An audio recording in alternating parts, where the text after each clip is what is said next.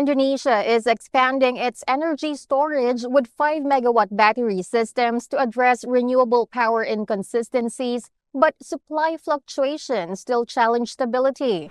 Oliver Wyman's partners Tim Collier and Oliver Kerr are here to discuss this. Tim and Oliver, welcome. How can energy prices be stabilized during periods of excess supply?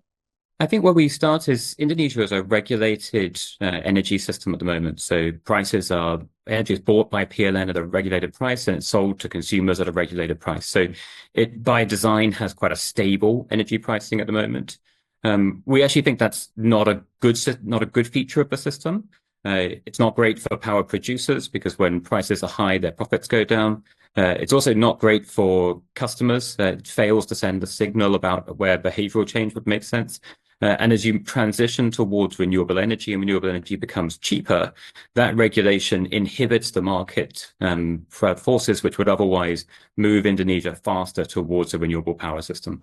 The solutions that we've seen in other markets are a combination of interconnection, investing in large-scale storage, and then encouraging responsive demand. So interconnection is if we've got more energy than we need and it's very cheap right now, how can we send that to other provinces or even other countries who need it more right now? Large-scale storage is how can we use batteries to soak up power when it's cheap and when we've got plenty and then release that back when we need more in the peak? And then responsive demand. So how can we encourage users to use more electricity when it's cheaper and less when it's more expensive?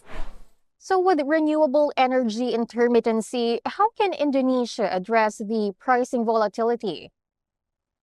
So I think the first thing to say is that we shouldn't be scared of prices being higher at some times and lower at other times. This is actually a good feature, and this can encourage the right investment and the right behavior to bring the lowest cost options into the system and encourage a really resilient system. And if renewables are the lowest cost option, and given the huge breakthroughs we've seen in the last couple of decades, they really are, then we should be finding ways to bring them in and building a system that encourages that and then builds the resilience around it. And this is going to be easier when you can allow price signals to flow through the system. And so users are getting nudges to say, well, now's a great time to use more and now's a time where I should be really trying to use less. And then they can take their energy future into their own hands. I think what I would say for Indonesia as well is because it's such a distributed country in the archipelago, the centralized energy systems of the past are actually not very well suited to Indonesia. And that as the country moves through its energy transition towards more renewables, the possibility of a more distributed energy system where you have more localized power production that is sent directly to users, which is much more possible in smaller scale renewable power generation than it is in the large scale coal-fired system that we've had traditionally, could be quite advantageous for Indonesia. So I would be looking at more localized distributed energy systems as part of the future of Indonesian energy.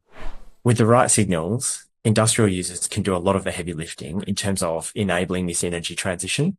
So these industrial users, if you allow them to shape their demand in accordance with what the system needs, they can work really hard. And you might find that some of them can dial up operations when electricity is cheap and they can dial them back when electricity is expensive.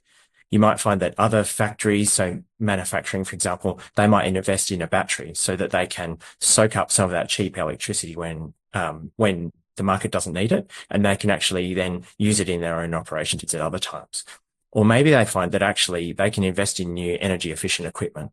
But if you don't let them see those nudges and see those price signals, it's hard for them to make those smart decisions that help everyone out. Are there also investments that we can consider critical to develop infrastructure and storage for renewables? Every market has faced this challenge that as you try to dial up renewables, the grid really needs to evolve to enable that. Part of it is the transmission, and part of it's the regulatory frameworks to make this work. So on the transmission side, we've seen a lot of thinking already about how can we interconnect the archipelago to make the best use of the resources across Indonesia. And then there's a lot of thinking to be done at the local level. And every market faces this trade-off between where are the lowest cost renewables to bring in, and then where are the lowest cost locations to connect them. And we need to make that balancing act and then work out how to allocate those connection costs between generators and users. Every market faces this trade-off. And then it's getting the detail right.